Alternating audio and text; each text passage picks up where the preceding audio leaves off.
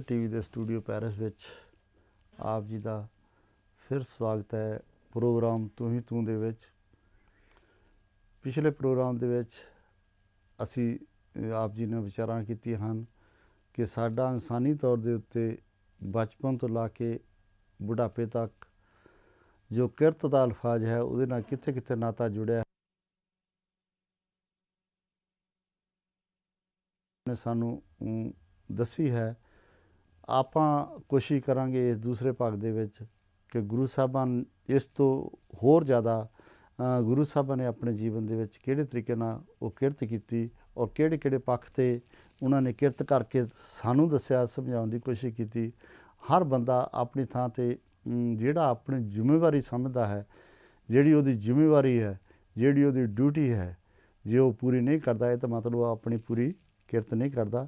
ਚਾਹੇ ਉਹ ਜ਼ਿੰਮੇਵਾਰੀ ਕਿਸੇ ਤਰੀਕੇ ਦੀ ਵੀ ਹੋਵੇ, ਚਾਹੇ ਆਪਣੇ ਬੱਚਿਆਂ ਨੂੰ ਸਾਂਭਣ ਦੀ ਹੈ ਜਾਂ ਆਪਣੇ ਮਾਤਾ ਪਿਤਾ ਨੂੰ ਸਾਂਭਣ ਦੀ ਹੈ ਜਾਂ ਆਪਣੇ ਬਜ਼ੁਰਗਾਂ ਨੂੰ ਸਾਂਭਣ ਦੀ ਹੈ ਜਾਂ ਹੋਰ ਕਿਤੇ ਜਾ ਕੇ ਤੁਸੀਂ ਨੌਕਰੀ ਕਰਦੇ ਆ ਉਹਦੇ ਵਿੱਚ ਸੱਚੀ ਸੁੱਚੀ ਕਮਾਈ ਕਰਦੇ ਹਾਂ, ਉਹ ਸਾਰਾ ਹੀ ਸਾਰਾ ਜਿਹੜਾ ਆ ਉਹ ਕਿਰਤ ਦਾ ਇੱਕ ਹਿੱਸਾ ਆ, ਕਿਰਤ ਦੇ ਵਿੱਚ ਹੀ ਆਉਂਦਾ ਹੈ। ਗੁਰੂ ਨਾਨਕ ਦੇਵ ਜੀ ਨੂੰ ਉਹਨਾਂ ਦੇ ਮਾਤਾ ਪਿਤਾ ਜੀ ਨੇ ਬਚਪਨ ਦੇ ਵਿੱਚ ਜਦੋਂ ਛੋਟੀ ਉਮਰ ਦੇ ਵਿੱਚ ਇੱਕ ਸਕੂਲੇ ਜਾ ਕੇ ਪੜ੍ਹਨ ਵਾਸਤੇ ਮੌਲਵੀ ਸਾਹਿਬ ਕੋਲ ਭੇਜਿਆ ਅਤੇ ਗੁਰੂ ਨਾਨਕ ਦੇਵ ਜੀ ਉਹਨਾਂ ਦੇ ਆਖੇ ਲਾ ਕੇ ਉੱਥੇ ਗਏ। ਭਾਵੇਂ ਗੁਰੂ ਨਾਨਕ ਦੇਵ ਜੀ ਨੂੰ ਪੜ੍ਹਨ ਪੜ੍ਹਾਉਣ ਦੀ ਕੋਈ ਜ਼ਰੂਰਤ ਨਹੀਂ ਸੀ, ਉਹ ਅਕਾਲ ਪੁਰਖ ਵਾਹਿਗੁਰੂ ਵੱਲੋਂ ਪੜ੍ਹੇ ਹੋਏ ਸਨ, ਪਰ ਉਹਨਾਂ ਨੇ ਆਪਣੇ ਮਾਤਾ ਪਿਤਾ ਦੇ ਬੋਲਣ ਦਾ ਸਤਿਕਾਰ ਕੀਤਾ ਔਰ ਉਹਨਾਂ ਦਾ ਕਹਿਣਾ ਮੰਨ ਕੇ ਉਹ ਪੜ੍ਹਨ ਵਾਸਤੇ ਪਾਂਧੇ ਕੋਲ ਗਏ।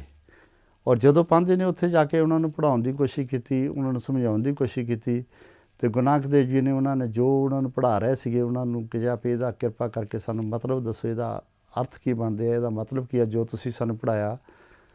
ਪਰ ਟੀਚਰ ਜਿਹੜੇ ਸੀਗੇ, ਜਿਹੜੇ ਮੌਲਵੀ ਸਾਹਿਬ ਸੀਗੇ, ਇਹ ਜਿਹੜਾ ਪਾਂਧਾ ਸੀਗਾ ਉਹ ਉਸ ਦਾ ਜਵਾਬ ਨਹੀਂ ਦੇ ਸਕੇ ਅਤੇ ਗੁਰੂ ਨਾਨਕ ਦੇਵ ਦੀ ਤਸੱਲੀ ਨਹੀਂ ਕਰਾ ਸਕੇ। ਉਹਨਾਂ ਨੇ ਸਿਰਫ ਇੰਨਾ ਕਿਹਾ ਇਹ ਇੱਕ ਅੱਖਰ ਆ, ਅੱਖਰ ਦਾ ਕੋਈ ਇਕੱਲੇ ਅੱਖਰ ਦਾ ਕੋਈ ਮਤਲਬ ਨਹੀਂ ਹੁੰਦਾ, ਅਤੇ ਜੇ ਇਕੱਲੇ ਅੱਖਰ ਦਾ ਕੋਈ ਮਤਲਬ ਨਹੀਂ ਹੁੰਦਾ ਤਾਂ ਗੁਰੂ ਨਾਨਕ ਦੇਵ ਜੀ ਨੇ ਕਿਹਾ ਕਿ ਜਿਹੜੀ ਚੀਜ਼ ਦਾ ਕੋਈ ਮਤਲਬ ਨਹੀਂ, ਉਹ ਮੈਨੂੰ ਪੜ੍ਹਨ ਦਾ ਕੋਈ ਸ਼ੌਕ ਨਹੀਂ, ਮੈਨੂੰ ਉਹ ਪੜ੍ਹਨ ਦੀ ਕੋਈ ਲੋੜ ਨਹੀਂ, ਜਿਹਦਾ ਜ਼ਿੰਦਗੀ ਦੇ ਵਿੱਚ ਕੋਈ ਮਕਸਦ ਨਾ ਹੋਵੇ, ਜਿਹਦਾ ਆਪਣਾ ਕੋਈ ਮਕਸਦ ਨਾ ਹੋਵੇ, ਜਿਹੜਾ ਤੁਸੀਂ ਨਹੀਂ ਦੱਸ ਸਕਦੇ। ਅਤੇ ਫਿਰ ਗੁਰੂ ਨਾਨਕ ਦੇਵ ਜੀ ਨੇ ਉਸ ਪਾਂਧੇ ਨੂੰ ਕਹਿੰਦੇ ਆਪ ਸਿੱਖਿਆ ਦਿੱਤੀ, ਆਪ ਪੜ੍ਹਾਇਆ। ਗੁਰੂ ਨਾਨਕ ਦੇਵ ਜੀ ਇੰਨਾ ਕੁਛ ਹੋਣ ਦੇ ਬਾਵਜੂਦ ਵੀ, ਇੰਨੇ ਗੁਣ ਹੋਣ ਦੇ ਬਾਵਜੂਦ ਵੀ ਇਹ ਆਪਣੇ ਮਾਤਾ ਪਿਤਾ ਦਾ ਕਹਿਣਾ ਮੰਨ ਕੇ ਗੁਰੂ ਨਾਨਕ ਦੇਵ ਜੀ ਉੱਥੇ ਗਏ। ਉਦੋਂ ਬਾਅਦ ਗੁਰੂ ਨਾਨਕ ਦੇਵ ਜੀ ਨੂੰ ਮੱਝੀਆਂ ਚਾਰਨ ਵਾਸਤੇ ਲਾਇਆ ਗਿਆ, ਖੇਤੀ ਦੇ ਘਰ ਦੇ ਕੰਮ ਕਰਨ ਵਾਸਤੇ ਲਾਇਆ ਗਿਆ। ਗੁਰੂ ਨਾਨਕ ਦੇਵ ਜੀ ਨੇ ਕਦੇ ਵੀ ਆਪਣੇ ਮਾਤਾ ਪਿਤਾ ਦਾ ਕਹਿਣਾ ਨਹੀਂ ਮੋੜਿਆ। ਜੋ ਸਾਖੀਆਂ ਆਪ ਜੀ ਨੇ ਸੁਣੀਆਂ ਹਨ, ਗੁਰੂ ਨਾਨਕ ਦੇਵ ਜੀ ਮੱਝਾਂ ਚਾਰਨ ਗਏ ਆ, ਖੇਤੀਬਾੜੀ ਦਾ ਕੰਮ ਕਰਨ ਗਏ ਆ, ਉਹ ਆਪਣੇ ਮਾਤਾ ਪਿਤਾ ਦਾ ਹੁਕਮ ਮੰਨ ਰਹੇ ਸੀ। ਉਹ ਜੋ ਮਾਤਾ ਪਿਤਾ ਨੇ ਉਹਨਾਂ ਦੀ ਡਿਊਟੀ ਲਾਈ ਸੀ ਉਹ ਡਿਊਟੀ ਪੂਰੀ ਕਰ ਰਹੇ ਸੀ, ਪਰ ਉਸ ਦੇ ਨਾਲ ਨਾਲ ਹੀ ਜੋ ਅਕਾਲ ਪੁਰਖ ਵਾਹਿਗੁਰੂ ਨੇ ਉਹਨਾਂ ਦੀ ਡਿਊਟੀ ਲਾਈ ਸੀ ਉਹ ਵੀ ਡਿਊਟੀ ਉਹ ਭੁਗਤਾ ਰਹੇ ਸੀ। ਇੱਕ ਸਮੇਂ ਦੋ ਕਾਰਜ ਕਰ ਰਹੇ ਸੀ, ਇੱਕ ਮਾਤਾ ਪਿਤਾ ਜੀ ਉਹ ਦੁਨਿਆਵੀ ਹਨ, ਉਹਨਾਂ ਦੀ ਜੋ ਡਿਊਟੀ ਲਾਈ ਆ ਉਹ ਪੂਰੀ ਕਰ ਰਹੇ ਸੀ, ਦੂਸਰੇ ਅਕਾਲ ਪੁਰਖ ਵਾਹਿਗੁਰੂ ਦੀ ਜਿਹੜੀ ਡਿਊਟੀ ਲਾਈ ਆ ਉਹਨਾਂ ਨੇ ਉਹ ਪੂਰੀ ਕਰ ਰਹੇ ਸੀ, ਉਹਦੇ ਸਿਮਰਨ ਵਿੱਚ ਜੁੜ ਰਹੇ ਸੀਗੇ। ਮੱਝਾਂ ਨੇ ਖੇਤ ਖਾ ਲਿਆ, ਸ਼ਿਕਾਇਤਾਂ ਹੋਈਆਂ। ਰਾਏ ਬਲਾਰ ਜੀ ਜਿਨ੍ਹਾਂ ਨੇ ਸਭ ਤੋਂ ਪਹਿਲਾਂ ਗੁਰੂ ਨਾਨਕ ਦੇਵ ਜੀ ਨੂੰ ਰੱਬ ਦੇ ਰੂਪ ਵਿੱਚ ਦੇਖਿਆ, ਉਹਨਾਂ ਦੇ ਕੋਲ ਸ਼ਿਕਾਇਤਾਂ ਹੋਈਆਂ। ਉਹਨਾਂ ਨੇ ਜਦੋਂ ਜਾ ਕੇ ਖੇਤ ਦੇਖਿਆ ਤਾਂ ਖੇਤ ਉਦੋਂ ਵੀ ਹਰਾ ਭਰਾ ਸੀਗਾ, ਪਰ ਗੁਰੂ ਸਾਹਿਬ ਨੇ ਆਪਣੇ ਮਾਤਾ ਪਿਤਾ ਦਾ ਜਿਹੜਾ ਹੁਕਮ ਮੰਨਿਆ। ਉਦੋਂ ਬਾਅਦ ਉਹਨਾਂ ਨੂੰ ਸੱਚਾ ਸੌਦਾ ਕਰਨ ਵਾਸਤੇ ਭੇਜਿਆ। ਸੱਚੇ ਸੌਦੇ ਵਿੱਚ ਜਾ ਕੇ ਗੁਰੂ ਨਾਨਕ ਦੇਵ ਜੀ ਨੇ ਆਪਣੇ ਮਾਤਾ ਪਿਤਾ ਦਾ ਹੁਕਮ ਮੰਨਿਆ ਕਿ ਜਾ ਕੇ ਕੋਈ ਐਸਾ ਕੰਮ ਕਰੋ, ਐਸੀ ਕਿਰਤ ਕਰੋ ਜਿਹਦੇ ਵਿੱਚ ਬਹੁਤ ਜ਼ਿਆਦਾ ਲਾਭ ਹੋ ਸਕੇ, ਬਹੁਤ ਜ਼ਿਆਦਾ ਫਾਇਦਾ ਹੋ ਸਕੇ। ਉਹ ਸੱਚੀ ਸੁੱਚੀ ਕਿਰਤ ਕਰਨ ਵਾਸਤੇ ਭੇਜਿਆ ਸੀਗਾ। ਗੁਰੂ ਨਾਨਕ ਦੇਵ ਜੀ ਗਏ, ਰਸਤੇ ਵਿੱਚ ਉਹਨਾਂ ਨੂੰ ਭੁੱਖੇ ਸਾਧੂ ਮਿਲੇ ਜਿਹੜੇ ਕਾਫੀ ਦੇਰ ਤੋਂ ਭੁੱਖੇ ਸੀਗੇ, ਜਿਨ੍ਹਾਂ ਦੇ ਤਨ 'ਤੇ ਕੱਪੜਾ ਵੀ ਨਹੀਂ ਸੀਗਾ। ਗੁਰੂ ਨਾਨਕ ਦੇਵ ਜੀ ਨੇ ਉਹਨਾਂ ਨਾਲ ਵਿਚਾਰ ਵਟਾਂਦਰਾ ਕੀਤਾ, ਉਹਨਾਂ ਨਾਲ ਗੱਲਾਂ ਬਾਤਾਂ ਕੀਤੀਆਂ ਅਤੇ ਅਖੀਰ ਦੇ ਵਿੱਚ ਜੋ ਉਹਨਾਂ ਕੋਲ 20 ਰੁਪਏ ਉਹਨਾਂ ਦੇ ਪਿਤਾ ਜੀ ਨੇ ਉਹਨੂੰ ਸੱਚੇ ਸੌਦੇ ਵਾਸਤੇ ਦਿੱਤੇ ਸੀ, ਉਹ ਲਿਜਾ ਕੇ ਉਹਨਾਂ ਨੂੰ ਰਸਤ ਲਿਆ ਕੀਤੀ, ਉਹਨਾਂ ਨੂੰ ਖਾਣਾ ਦਿੱਤਾ, ਉਹਨਾਂ ਦੇ ਕੱਪੜੇ ਪਾਏ, ਉਹਨਾਂ ਦੀ ਸੇਵਾ ਕੀਤੀ, ਟਹਿਲ ਸੇਵਾ ਕੀਤੀ। ਤੋ ਇਸ ਤਰੀਕੇ ਨਾਲ ਉਹਨਾਂ ਨੇ ਆਪਣੇ ਪਿਤਾ ਜੀ ਦਾ ਜਿਹੜਾ ਹੁਕਮ ਸੀਗਾ, ਉਹਨਾਂ ਦੇ ਮਾਤਾ ਜੀ ਦਾ ਜਿਹੜਾ ਹੁਕਮ ਸੀਗਾ ਉਹ ਵੀ ਨਹੀਂ ਮੋੜਿਆ। ਅਤੇ ਜੋ ਅਕਾਲ ਪੁਰਖ ਵਾਹਿਗੁਰੂ ਵੱਲੋਂ ਉਹਨਾਂ ਦੀ ਕਿਰਤ ਲਾਈ ਗਈ ਸੀ, ਜੀ ਉਹਨਾਂ ਦੀ ਸੇਵਾ ਲਾਈ ਗਈ ਸੀ, ਉਹਨਾਂ ਦੀ ਡਿਊਟੀ ਲਾਈ ਗਈ ਸੀ ਕਲਯੁੱਗ ਦੇ ਵਿੱਚ ਆ ਕੇ, ਇਹ ਜੋ ਉਹਨਾਂ ਨੇ ਅਕਾਲ ਪੁਰਖ ਵਾਹਿਗੁਰੂ ਦਾ ਨਾਮ ਜਪਾਉਣਾ, ਉੱਧਰ ਵੀ ਉਹਨਾਂ ਨੇ ਆਪਣੀ ਡਿਊਟੀ ਪੂਰੀ ਕੀਤੀ। ਤੇ ਜਦੋਂ ਬਾਅਦ ਦੇ ਵਿੱਚ ਉਹਨਾਂ ਨੂੰ ਆ ਕੇ ਪੁੱਛਿਆ ਗਿਆ ਕਿ ਤੁਸੀਂ ਸੌਦਾ ਕਰਨ ਗਏ ਸੀਗੇ ਤੇ ਸੌਦਾ ਤਾਂ ਤੁਸੀਂ ਕੋਈ ਕਰਕੇ ਆਏ ਨਹੀਂ, ਜਿਹੜਾ ਤੁਹਾਡੇ ਕੋਲ ਮੂਲ ਸੀਗਾ ਉਹ ਵੀ ਤੁਸੀਂ ਗਵਾ ਕੇ ਆ ਗਏ। ਤਾਂ ਗੁਰੂ ਨਾਨਕ ਦੇਵ ਜੀ ਨੇ ਕਿਹਾ ਕਿ ਇਸ ਤੋਂ ਜ਼ਿਆਦਾ ਸੱਚਾ ਸੌਦਾ ਕੀ ਹੋ ਸਕਦਾ, ਇਸ ਤੋਂ ਵਧੀਆ ਕਿਰਤ ਕਿਹੜੀ ਹੋ ਸਕਦੀ ਹੈ ਕਿ ਜਿਹੜੀ ਲੋੜਵੰਦਾਂ ਦੀ ਲੋੜ ਪੂਰੀ ਕਰਤੀ ਜਾਵੇ। ਜੇ ਕਿਸੇ ਨੂੰ ਕਿਸੇ ਚੀਜ਼ ਦੀ ਲੋੜ ਆ, ਕਿਸੇ ਦੀ ਭੁੱਖੇ ਦੀ ਕੋਈ ਲੋੜ ਆ, ਤੇ ਤੁਹਾਡੇ ਕੋਲ ਅਨਾਜ ਦੇ ਭੰਡਾਰ ਪਿਆ ਤਾਂ ਤੁਸੀਂ ਉਹਨੂੰ ਖਿਲਾ ਦਿਓ, ਤੇ ਉਹ ਤੁਹਾਡੀ ਸੱਚੀ ਤੇ ਸੁੱਚੀ ਕਿਰਤ ਆ। ਕਿਸੇ ਦੇ ਤਨ 'ਤੇ ਕੱਪੜਾ ਨਹੀਂ ਤੁਹਾਡੇ ਕੋਲ ਹੈ ਤੇ ਤੁਸੀਂ ਉਹਦੇ ਤਨ 'ਤੇ ਕੱਪੜਾ ਪਾ ਦਿਓ, ਸੱਚੀ ਸੁੱਚੀ ਕਿਰਤ ਹੈ। ਕਿਉਂਕਿ ਜਿਹੜਾ ਪੈਸਾ ਹੈ ਇਹ ਆਉਣ ਜਾਣ ਦੀ ਖੇਡ ਹੈ। ਇਹ ਭਾਵੇਂ ਸਾਡੀਆਂ ਲੋੜਾਂ ਪੂਰੀਆਂ ਕਰ ਦਿੰਦਾ ਹੈ ਦੁਨਿਆਵੀ ਤੌਰ 'ਤੇ, ਪਰ ਸੱਚੀ ਸੁੱਚੀ ਕਿਰਤ ਜਿਹੜੀ ਆ ਉਹ ਇਹ ਹੁੰਦੀ ਆ ਕਿ ਜਿਹੜੇ ਤੁਸੀਂ ਕਿਸੇ ਦੀਆਂ ਲੋੜਾਂ ਜਿਹੜੀਆਂ ਜ਼ਰੂਰਤਾਂ ਕਿਸੇ ਤਰੀਕੇ ਨਾਲ ਪੂਰੀਆਂ ਕਰਦੇ। ਪਰ ਇਹਦੇ ਵਿੱਚ ਦੇਖਣ ਵਾਲੀ ਗੱਲ ਹੈ ਕਿ ਗੁਰੂ ਨਾਨਕ ਦੇਵ ਜੀ ਨੇ ਆਪਣੇ ਮਾਤਾ ਪਿਤਾ ਦਾ ਜਿਹੜਾ ਆ ਉਹ ਪੂਰਨ ਤੌਰ 'ਤੇ ਸਤਿਕਾਰ ਕੀਤਾ, ਪੂਰਨ ਤੌਰ 'ਤੇ ਕਹਿਣਾ ਮੰਨਿਆ। ਭਾਵੇਂ ਪਿਤਾ ਜੀ ਨੇ ਆ ਕੇ ਇਹ ਕਹਿੰਦੇ ਹਨ ਉਹਨਾਂ ਨੂੰ ਬਾਅਦ ਝਿੜਕਿਆ ਵੀ ਜਾਂ ਉਹਨਾਂ ਨੂੰ ਮਾਰਿਆ ਵੀ, ਪਰ ਗੁਰੂ ਨਾਨਕ ਦੇਵ ਜੀ ਨੇ ਕਦੇ ਵੀ ਸੀ ਨਹੀਂ ਕੀਤੀ, ਆਪਣੇ ਮਾਤਾ ਪਿਤਾ ਦੇ ਅੱਗੇ ਕਦੀ ਵੀ ਨਹੀਂ ਬੋਲੇ। ਜੋ ਉਹਨਾਂ ਦੇ ਮਾਤਾ ਪਿਤਾ ਨੇ ਉਹਨਾਂ ਨੂੰ ਹੁਕਮ ਕੀਤਾ ਗੁਰੂ ਨਾਨਕ ਦੇਵ ਜੀ ਨੇ ਕੀਤਾ। ਉਸ ਤੋਂ ਬਾਅਦ ਉਹਨਾਂ ਦੀ ਸ਼ਾਦੀ ਕਰਤੀ ਗਈ, ਉਹ ਵੀ ਜੋ ਭਾਵੇਂ ਗੁਰੂ ਨਾਨਕ ਦੇਵ ਜੀ ਨਾ ਵੀ ਚਾਹੁੰਦੇ, ਪਰ ਉਹਨਾਂ ਨੇ ਗ੍ਰਸਤ ਜਨਮ ਜਿਹੜਾ ਸੀਗਾ ਉਹਨੂੰ ਪ੍ਰਧਾਨ ਦੱਸਿਆ ਕਿ ਗ੍ਰਸਤ ਜਨਮ ਜਿਹੜਾ ਹੈ ਦੁਨੀਆ ਦੇ ਵਿੱਚ ਸਭ ਤੋਂ ਜ਼ਿਆਦਾ ਪ੍ਰਧਾਨ ਹੈ। ਇਹ ਕਿਰਤੀ ਵਾਸਤੇ ਇਹ ਗ੍ਰਸਤੀ ਹੋਣਾ ਬਹੁਤ ਜ਼ਰੂਰੀ ਹੈ, ਅਤੇ ਗ੍ਰਸਤੀ ਵਾਸਤੇ ਕਿਰਤੀ ਹੋਣਾ ਜਿਹੜਾ ਆ ਉਹ ਬਹੁਤ ਜ਼ਰੂਰੀ ਹੈ। ਗੁਰੂ ਨਾਨਕ ਦੇਵ ਜੀ ਨੇ ਆਪਣਾ ਜੋ ਮਾਤਾ ਪਿਤਾ ਦਾ ਕਹਿਣਾ ਮੰਨ ਕੇ ਸ਼ਾਦੀ ਕੀਤੀ। ਉਹਨਾਂ ਦੇ 2 ਬੱਚੇ ਹੋਏ, ਬਾਬਾ ਸ੍ਰੀ ਚੰਦ ਜੀ, ਬਾਬਾ ਲక్ష్ਮੀ ਦਾਸ ਜੀ। ਉਸ ਤੋਂ ਬਾਅਦ ਗੁਰੂ ਨਾਨਕ ਦੇਵ ਜੀ ਨੂੰ ਬੋਧੀਖਾਨੇ ਦੇ ਵਿੱਚ ਨੌਕਰੀ ਕਰਨੀ ਪਈ ਆਪਣੇ ਭੈਣ ਜੀ ਦੇ ਸਹੁਰੇ ਪਿੰਡ ਦੇ ਵਿੱਚ ਜਾ ਕੇ। ਉੱਥੇ ਜਾ ਕੇ ਵੀ ਉਹਨਾਂ ਨੇ ਨੌਕਰੀ ਕੀਤੀ। ਨੌਕਰੀ ਦੇ ਵਿੱਚ ਵੀ ਅਕਾਲ ਪੁਰਖ ਵਾਹਿਗੁਰੂ ਦਾ ਜਿਹੜਾ ਉਹਦਾ ਹੁਕਮ ਸੀਗਾ ਉਹ ਵੀ ਉਹਨਾਂ ਨੇ ਆਪਣੀ ਕਿਰਤ ਦੇ ਤੌਰ 'ਤੇ ਕੀਤਾ। 13 ਦਾ ਸ਼ਬਦ, 13 ਦੀ ਰੱਟ ਲਾ ਕੇ ਅਕਾਲ ਪੁਰਖ ਵਾਹਿਗੁਰੂ ਉਹਦੇ ਜਦੋਂ ਉਹ ਦੇ ਰਹੇ ਆ, ਉਹਨਾਂ ਨੂੰ ਸੌਦਾ ਦੇ ਰਹੇ ਆ, ਉਹਨਾਂ ਦੀਆਂ ਸ਼ਿਕਾਇਤਾਂ ਹੋਈਆਂ ਵੀ ਇਹ ਦੇਖਦੇ ਨਹੀਂ ਵੀ ਕਿੰਨੇ ਪੈਸੇ ਕਿੰਨੇ ਦਿੱਤੇ ਆ, ਕਿੰਨਾ ਉਹਨੂੰ ਸੌਦਾ ਦੇਣਾ ਆ। ਪਰ ਗੁਰੂ ਨਾਨਕ ਦੇਵ ਜੀ ਤਾਂ ਅਕਾਲ ਪੁਰਖ ਵਾਹਿਗੁਰੂ ਦੀ ਸੱਚੀ ਤੇ ਸੁੱਚੀ ਕਿਰਤ ਕਰਦੇ ਪਏ ਸੀਗੇ। ਉਹਨਾਂ ਨੇ ਕਿਰਤ ਦੇ ਥਰੂ ਆਪਣੇ ਕੰਮ ਜਿਹੜੇ ਆ ਉਹ ਉਸੇ ਤਰੀਕੇ ਨਾਲ ਜਾਰੀ ਰੱਖੇ। ਅਤੇ ਜਦੋਂ ਸ਼ਿਕਾਇਤਾਂ ਤੋਂ ਬਾਅਦ ਉਹਨਾਂ ਦਾ ਹਿਸਾਬ ਕਿਤਾਬ ਕੀਤਾ ਗਿਆ ਅਤੇ ਅਕਾਲ ਪੁਰਖ ਵਾਹਿਗੁਰੂ ਉਹਨਾਂ ਨੇ ਭੰਡਾਰ ਜਿਹੜੇ ਸੀਗੇ ਉਹ ਅੱਗੇ ਨਾਲੋਂ ਵੀ ਜ਼ਿਆਦਾ ਸੀਗੇ, ਉਹਦੇ ਵਿੱਚ ਕੋਈ ਕਮੀ ਕਿਸੇ ਕਿਸਮ ਦੀ ਕਮੀ ਨਹੀਂ ਸੀ ਆਈ। ਤਾਂ ਗੁਰੂ ਨਾਨਕ ਦੇਵ ਜੀ ਨੇ ਜਦੋਂ ਇਹ ਦੁਨਿਆਵੀ ਕਿਰਤਾਂ ਦੇ ਨਾਲ ਆਪਣੇ ਮਾਤਾ ਪਿਤਾ ਦੇ ਹੁਕਮ ਦੇ ਨਾਲ ਇਹ ਸਾਰਾ ਕੁਛ ਕੀਤਾ, ਅਤੇ ਉਦੋਂ ਬਾਅਦ ਫਿਰ ਉਹ ਜਿਹੜਾ ਅਕਾਲ ਪੁਰਖ ਵਾਹਿਗੁਰੂ ਨੇ ਉਹਨਾਂ ਦੀ ਡਿਊਟੀ ਲਾ ਕੇ ਉਹਨਾਂ ਨੂੰ ਭੇਜਿਆ ਸੀ, ਉਸ ਵਾਸਤੇ ਉਹ ਦੁਨੀਆ ਦੇ ਭਰਮ ਵਾਸਤੇ ਤੁਰ ਪਏ। ਉਦੋਂ ਗੁਰੂ ਨਾਨਕ ਦੇਵ ਜੀ ਨੂੰ ਜ਼ਰੂਰਤ ਨਹੀਂ ਸੀਗੀ ਕਿ ਉਹ ਚਾਰ ਉਦਾਸੀਆਂ ਕਰਦੇ, ਕਿੱਥੇ ਜੰਗਲਾਂ ਦੇ ਵਿੱਚ ਜਾਂਦੇ ਇਹ ਬਾਲਾ ਜੀ ਮਰਦਾਨਾ ਜੀ ਨੂੰ ਨਾਂ ਲੈ ਕੇ। ਔਰ ਕਿਹੜੇ ਉਸ ਸਮੇਂ ਦੇ ਜਿਹੜੇ ਰਾਖਸ਼ ਲੋਕ ਸੀਗੇ, ਉਸ ਸਮੇਂ ਦੇ ਜਿਹੜੇ ਹੰਕਾਰੀ ਪਾਪੀ ਲੋਕ ਸੀਗੇ, ਉਹਨਾਂ ਦੇ ਕੋਲ ਜਾ ਕੇ ਕਿੱਥੇ ਪਹਾੜਾਂ ਪਰਬਤਾਂ 'ਤੇ ਜਾ ਕੇ ਉਹਨਾਂ ਨੂੰ ਮਿਲਦੇ ਰਹੇ, ਉਹਨਾਂ ਨਾਲ ਗੱਲਾਂ ਬਾਤਾਂ ਕਰਦੇ ਰਹੇ, ਉਹਨਾਂ ਦਾ ਵਿਚਾਰ ਕਰਦੇ ਰਹੇ। ਉਹਨਾਂ ਨੂੰ ਭਾਵੇਂ ਖੁਦ ਜਾਣ ਦੀ ਲੋੜ ਨਹੀਂ ਸੀ, ਉਹਨਾਂ ਨੂੰ ਜੀਵਨ ਦੇ ਵਿੱਚ ਕਿਸੇ ਚੀਜ਼ ਦੀ, ਉਹ ਅਕਾਲ ਪੁਰਖ ਵਾਹਿਗੁਰੂ ਦੇ ਖਾਸ ਇਨਸਾਨ ਸੀਗੇ। ਅਕਾਲ ਪੁਰਖ ਵਾਹਿਗੁਰੂ ਖੁਦ ਆਪ ਸਨ, ਪਰ ਉਹਨਾਂ ਨੇ ਸਾਨੂੰ ਦੱਸਣਾ ਸੀਗਾ ਵੀ ਇੱਕ ਸਾਧੂ ਸੰਤ ਮਹਾਤਮਾ ਜਿਹੜਾ ਅਕਾਲ ਪੁਰਖ ਵਾਹਿਗੁਰੂ ਨੂੰ ਭੇਜਿਆ, ਉਹਦੀ ਇਹ ਸੱਚੀ ਅਤੇ ਸੁੱਚੀ ਕਿਰਤ ਹੈ ਕਿ ਜਿਹੜੇ ਭੁੱਲੇ ਭਟਕੇ ਲੋਕ ਆ ਉਹਨਾਂ ਨੂੰ ਸਿੱਧੇ ਰਸਤੇ ਪਾਉਣਾ। ਇਹ ਇੱਕ ਉਹਨਾਂ ਦੀ ਆਪਣੀ ਕਿਰਤ ਦਾ ਇੱਕ ਹਿੱਸਾ ਸੀ। ਉਹ ਕੋਈ ਨੌਕਰੀ ਨਹੀਂ ਸੀ ਲੈਂਦੇ, ਉਹਨਾਂ ਤੋਂ ਕੁਛ ਪੈਸੇ ਨਹੀਂ ਸੀ ਲੈਂਦੇ ਜਾਂ ਕੋਈ ਉਹਨਾਂ ਤਨਖਾਹ ਨਹੀਂ ਸੀ ਦਿੰਦਾ, ਪਰ ਇਹ ਉਹਨਾਂ ਦੀ ਇੱਕ ਕਿਰਤ ਦਾ ਹਿੱਸਾ ਸੀ।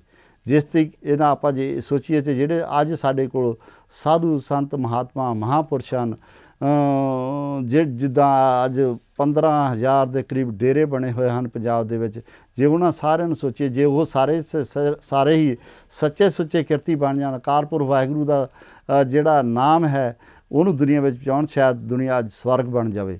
ਪਰ ਜਿਹੜੀ ਆ ਸਵਰਗ ਦੀ ਥਾਂ 'ਤੇ ਅੱਜ ਪੰਜਾਬ ਜਿਹੜਾ ਆ ਬਹੁਤ ਜ਼ਿਆਦਾ ਨਰਕਾਂ ਵਿੱਚ ਜਾ ਰਿਹਾ। ਉਹਦਾ ਕਾਰਨ ਇਹ ਹੈ ਕਿ ਜਿਹੜੀ ਸੱਚੀ ਅਤੇ ਸੁੱਚੀ ਕਿਰਤ ਸੀਗੀ ਉਹ ਤੋਂ ਸਾਡੇ ਜਿਹੜੇ ਆ ਪਖੰਡੀ ਬਾਬੇ ਜਿਹੜੇ ਆ ਦੂਰ ਲਿਜਾ ਕੇ ਉਹਨਾਂ ਨੇ ਗਲਤ ਰਾਸਤੇ 'ਤੇ ਦੁਨੀਆ ਵਿੱਚ ਪਾਉਣਾ ਸ਼ੁਰੂ ਕਰਤਾ, ਉਹਨਾਂ ਨੇ ਠੱਗਣਾ ਸ਼ੁਰੂ ਕਰਤਾ।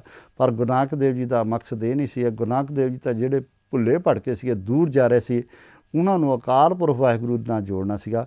ਇਹ ਉਹਨਾਂ ਨੇ ਸੱਚੀ ਸੁੱਚੀ ਕਿਰਤ ਦਾ ਜਿਹੜਾ ਆਪਣਾ ਹਿੱਸਾ ਬਣਾਇਆ, ਔਰ ਸਾਨੂੰ ਉਹ ਕਿਰਤ ਕਰਕੇ ਦੱਸੀ ਕਿਹੜੀਆਂ ਮੁਸ਼ਕਿਲਾਂ ਦੇ ਵਿੱਚੋਂ ਬਾਲਾ ਮਰਦਾਨਾ ਜੀ ਦੇ ਨਾਲ ਉਹ ਲੰਘੇ, ਔਰ ਕਿਹੜੇ ਜਗ੍ਹਾ ਦੇ ਉੱਤੇ ਗਏ। ਉਹ ਸਾਰੀਆਂ ਸਾਖੀਆਂ ਆਪ ਜੀ ਨੇ ਸੁਣੀਆਂ ਹਨ, ਤਾਂ ਆਪ ਜੀ ਨੂੰ ਪਤਾ ਹੈ। ਭਾਵੇਂ ਉਹਨਾਂ ਨੂੰ ਲੋੜ ਨਹੀਂ ਸੀ, ਪਰ ਉਹ ਗਏ, ਕਿਉਂਕਿ ਉਹਨਾਂ ਦੀ ਕਿਰਤ ਦਾ ਇਹ ਇੱਕ ਹਿੱਸਾ ਸੀ ਜੋ ਅਕਾਲ ਪੁਰਖ ਵਾਹਿਗੁਰੂ ਨੇ ਉਹਨਾਂ ਦੀ ਡਿਊਟੀ ਲਾਈ ਸੀ, ਉਹਨਾਂ ਦੀ ਕਿਰਤ ਲਾਈ ਸੀ। ਔਰ ਉਸ ਤੋਂ ਬਾਅਦ ਗੁਰੂ ਅੰਗਦ ਦੇਵ ਜੀ ਨੂੰ ਗੁਰਗੱਦੀ ਦੇਣ ਤੋਂ ਪਹਿਲਾਂ ਕਿੰਨਾ ਕੁਛ ਉਹਨਾਂ ਨੇ ਦੇਖਿਆ। ਜੋ ਗੁਰੂ ਅੰਗਦ ਦੇਵ ਜੀ ਦੀ ਕਿੰਨੀ ਉਹਨਾਂ ਨੇ ਪ੍ਰੀਖਿਆ ਲਈ, ਔਰ ਪ੍ਰੀਖਿਆ ਦੇ ਵਿੱਚ ਹਰ ਸਮੇਂ ਇਹੋ ਹੀ ਪਰਖ ਹੁੰਦੀ ਸੀ ਕਿ ਇੱਕ ਸਿੱਖ ਜਿਹੜਾ ਆ ਉਹਦੀ ਸੱਚੀ ਸੁੱਚੀ ਕਿਰਤ ਕੀ ਆ। ਇੱਕ ਗੁਰੂ ਦੀ ਕਿਰਤ ਜਿਹੜੀ ਸੱਚੀ ਸੁੱਚੀ ਸੀ ਉਹ ਤਾਂ ਗੁਰੂ ਨਾਨਕ ਦੇਵ ਜੀ ਨੇ ਬਚਪਨ ਤੋਂ ਲਾ ਕੇ ਸਾਰੀਆਂ ਉਦਾਸੀਆਂ ਤੱਕ ਸਾਰੀਆਂ ਉਦਾਸੀਆਂ ਕਰਕੇ ਉਹਦਾ ਪ੍ਰਣਾਮ ਸਾਨੂੰ ਸਾਰਿਆਂ ਨੂੰ ਦਿੱਤਾ ਹੈ ਕਿ ਇੱਕ ਗੁਰੂ ਹੋਣ ਦੇ ਨਾਤੇ, ਇੱਕ ਗੁਰਸਿੱਖ ਹੋਣ ਦੇ ਨਾਤੇ, ਇੱਕ ਪੂਰਨ ਪਰਮਾਤਮਾ ਹੋਣ ਦੇ ਨਾਤੇ ਉਹਨਾਂ ਨੇ ਆਪਣਾ ਫਰਜ਼ ਜਿਹੜਾ ਉਹ ਸਾਰਾ ਅਦਾ ਕੀਤਾ। ਪਰ ਦੂਏ ਪਾਸੇ ਇਹ ਭਾਈ ਲਹਿਣਾ ਜੀ ਜਿਹੜੇ ਆ ਉਹਨਾਂ ਦੀ ਵਾਰ-ਵਾਰ ਜਿਹੜੀ ਆ ਉਹ ਪਰਖ ਹੋ ਰਹੀ ਆ ਇੱਕ ਚੰਗੇ ਗੁਰਸਿੱਖ ਹੋਣ ਦੇ ਨਾਤੇ ਕਿ ਉਹ ਚੰਗੇ ਗੁਰਸਿੱਖ ਹਨ ਜਾਂ ਨਹੀਂ, ਜਿਹਦੇ ਵਿੱਚ ਗੁਰੂ ਨਾਨਕ ਦੇਵ ਜੀ ਦੇ ਬੱਚੇ ਜਿਹੜੇ ਸੀ ਬਾਬਾ ਸ੍ਰੀ ਚੰਦ ਜੀ, ਬਾਬਾ ਲਖਮੀ ਦਾਸ ਜੀ, ਉਹਨਾਂ ਦੀ ਵੀ ਪ੍ਰੀਖਿਆ ਹੋਈ, ਹੋਰ ਬੜੇ ਗੁਰਸਿੱਖਾਂ ਦੀਆਂ ਪ੍ਰੀਖਿਆ ਹੋਈਆਂ, ਪਰ ਸਾਰੇ ਦੇ ਸਾਰੇ ਜਿਹੜੇ ਸੀਗੇ ਉਹ ਪਾਸ ਨਹੀਂ ਹੋ ਸਕੇ, ਉਹ ਫੇਲ ਹੋਏ। ਉਹਦੇ ਵਿੱਚ ਗੁਰੂ ਅੰਗਦ ਦੇਵ ਜੀ ਜਿਹੜੇ ਸੀਗੇ ਜਿਹੜੇ ਭਾਈ ਲਹਿਣਾ ਜੀ ਦੇ ਰੂਪ ਦੇ ਵਿੱਚ ਆਏ ਸੀਗੇ, ਉਹਨਾਂ ਨੇ ਆਪਣੀ ਪ੍ਰੀਖਿਆ ਦਿੱਤੀ ਇੱਕ ਸਿੱਖ ਹੋਣ ਦੇ ਨਾਤੇ, ਔਰ ਸਿੱਖ ਹੋਣ ਦੇ ਨਾਤੇ ਉਹ ਪ੍ਰੀਖਿਆ ਵਿੱਚ ਪਾਸ ਹੋਏ। ਇਹ ਉਹਨਾਂ ਦੀ ਸੱਚੀ ਸੁੱਚੀ ਕਿਰਤ ਦਾ ਇੱਕ ਹਿੱਸਾ ਸੀਗਾ। ਔਰ ਉਸ ਕਿਰਤ ਦੇ ਵਿੱਚੋਂ, ਸੱਚੀ ਸੁੱਚੀ ਕਿਰਤ ਦੇ ਵਿੱਚੋਂ ਜਦੋਂ ਉਹ ਪਾਸ ਹੋ ਗਏ ਤੇ ਉਹਨਾਂ ਨੂੰ ਗੁਰਗੱਦੀ ਬਖਸ਼ੀ ਗਈ, ਉਹਨਾਂ ਨੂੰ ਗੁਰੂ ਦੀ ਪਦਵੀ ਦਿੱਤੀ ਗਈ, ਤਾਂ ਕਿ ਉਹਨਾਂ ਨੂੰ ਗੁਰੂ ਨਾਨਕ ਦੇਵ ਜੀ ਨੂੰ ਪਤਾ ਲੱਗ ਗਿਆ ਕਿ ਇਹ ਸੱਚਾ ਸੁੱਚਾ ਗੁਰਸਿੱਖ ਜਿਹੜਾ ਹੈ ਇਹੀ ਅੱਗੇ ਇਸ ਗੁਰਗੱਦੀ ਨੂੰ ਚਲਾ ਸਕਦਾ ਹੈ, ਇਹੀ ਇਸ ਸੇਵਾ ਭਾਵਨਾ ਨੂੰ, ਸੱਚੀ ਸੁੱਚੀ ਕਿਰਤ ਨੂੰ ਗਾਂਹ ਬਣ ਸਕਦਾ ਹੈ। ਜਦੋਂ ਭਾਈ ਲਹਿਣਾ ਜੀ ਨੂੰ ਪੁੱਛਿਆ ਜਾਂਦਾ ਸੀਗਾ ਵੀ ਜਿਹੜਾ ਬਾਟਾ ਤੁਸੀਂ ਉੱਥੋਂ ਕੱਢ ਕੇ ਲਿਆ, ਇੱਦਾਂ ਦੇ ਬਾਟੇ ਘਰ ਵਿੱਚ ਬਹੁਤ ਪਏ ਹਨ, ਬਾਬਾ ਸ੍ਰੀ ਚੰਦ ਜੀ ਨੇ ਕਿਹਾ, ਬਾਬਾ ਲਖਮੀ ਦਾਸ ਜੀ ਨੇ ਕਿਹਾ, ਜੋ ਗੁਰੂ ਨਾਨਕ ਦੇਵ ਜੀ ਉਹਨਾਂ ਨੂੰ ਕਹਿੰਦੇ ਸੀਗੇ ਵੀ ਬਾਟਾ ਚੱਕ ਕੇ ਲਿਆਓ ਲਿਸ਼ਕੜ ਦੇ ਵਿੱਚੋਂ, ਪਰ ਉਹ ਕਹਿੰਦੇ ਸਾਡੇ ਵਸਤਰ ਗੰਦੇ ਹੋ ਜਾਣਗੇ, ਇੱਦਾਂ ਦੇ ਬਾਟੇ ਹੋਰ ਉੱਥੇ ਹੈਗੇ ਆ, ਜੇ ਤੁਸੀਂ ਕੱਢ ਕੇ ਲਿਆਉਣਾ ਸੀ ਤੁਸੀਂ ਸਿੱਟਿਆ ਕਿਉਂ। ਇੱਦਾਂ ਦੀਆਂ ਹੁਜਤਾਂ ਜਿਹੜੀਆਂ ਆ ਉਹਨਾਂ ਦੇ ਬੱਚਿਆਂ ਨੇ ਕੀਤੀਆਂ, ਕਿਉਂਕਿ ਉਹ ਆਪਣੀ ਕਿਰਤ ਦਾ ਸਹੀ ਇਸਤੇਮਾਲ ਨਹੀਂ ਕੀਤਾ, ਉਹ ਆਪਣੀ ਕਿਰਤ ਨੂੰ ਸਹੀ ਸਮਝ ਨਹੀਂ ਸਕੇ। ਅਤੇ ਜਦੋਂ ਭਾਈ ਲਹਿਣਾ ਜੀ ਨੂੰ ਹਜੇ ਇਸ਼ਾਰਾ ਹੀ ਕੀਤਾ ਜਾਂਦਾ ਸੀ, ਉਹਨਾਂ ਨੇ ਛਾਲ ਮਾਰ ਕੇ ਬਾਟਾ ਕੱਢ ਕੇ ਲਿਆਂਦਾ। ਉਹਨਾਂ ਨੂੰ ਇਸ ਚੀਜ਼ ਨਾਲ ਵਾਸਤਾ ਨਹੀਂ ਸੀ ਵੀ ਬਾਟਾ ਲਿਬੜਿਆ ਜਾਂ ਬਾਟਾ ਧੋਤਾ ਹੈ ਜਾਂ ਬਾਟੇ ਦੀ ਕੀ ਜ਼ਰੂਰਤ ਹੈ ਜਾਂ ਬਾਟੇ ਦੀ ਕੀ ਜ਼ਰੂਰਤ ਨਹੀਂ। ਉਹਨਾਂ ਨੂੰ ਸਿਰਫ ਇੰਨਾ ਮਕਸਦ ਹੈ ਵੀ ਮੇਰੇ ਗੁਰੂ ਨੇ ਮੈਨੂੰ ਹੁਕਮ ਕੀਤਾ, ਅਤੇ ਗੁਰੂ ਦੀ ਹੁਕਮ ਮੰਨਣਾ ਜਿਹੜਾ ਉਹੀ ਸਿੱਖ ਦੀ ਸੱਚੀ ਸੁੱਚੀ ਕਿਰਤ ਆ। ਜਦੋਂ ਕਿਹਾ ਗਿਆ ਕਿ ਸੰਗਤਾਂ ਬਹੁਤ ਆ ਰਹੀਆਂ ਅਤੇ ਦਰੱਖਤ ਜਿਹੜਾ ਜੰਡ ਦਾ ਦਰੱਖਤ ਹੈ ਇਹਦੇ ਉੱਤੇ ਚੜ੍ਹ ਕੇ ਇਹਨੂੰ ਹਿਲਾਓ, ਇਹਦੇ ਉੱਤੋਂ ਮਠਿਆਈ ਡਿੱਗੇਗੀ, ਆਪਾਂ ਸੰਗਤਾਂ ਦੀ ਸੇਵਾ ਕਰਾਂਗੇ। ਬਾਬਾ ਸ੍ਰੀ ਚੰਦ ਜੀ ਨੂੰ ਕਿਹਾ ਗਿਆ, ਬਾਬਾ ਲਖਮੀ ਦਾਸ ਜੀ ਨੂੰ ਕਿਹਾ, ਉਹਨਾਂ ਨੇ ਕਿਹਾ ਤੁਹਾਡੀ ਉਮਰ ਜ਼ਿਆਦਾ ਹੋ ਗਈ ਆ, ਤੁਸੀਂ ਬੁੱਢੇ ਹੋ ਗਏ ਆ, ਕਦੀ ਦਰੱਖਤਾਂ ਨੂੰ ਕਦੀ ਮਠਿਆਈ ਨਹੀਂ ਲੱਗੀ, ਫਿਰ ਉਹ ਦਰੱਖਤ ਵੀ ਉਹ ਜੰਡ ਦਾ ਜਿਹਨੂੰ ਕਦੀ ਚੰਗਾ ਫਲ ਵੀ ਨਹੀਂ ਲੱਗਦਾ, ਚੰਗੇ ਫੁੱਲ ਵੀ ਨਹੀਂ ਲੱਗਦੇ, ਅਤੇ ਤੁਸੀਂ ਇਹ 'ਤੇ ਚੜ੍ਹ ਕੇ ਸਾਨੂੰ ਮਠਿਆਈ ਲਈ ਕਹਿ ਰਹੇ ਹੋ।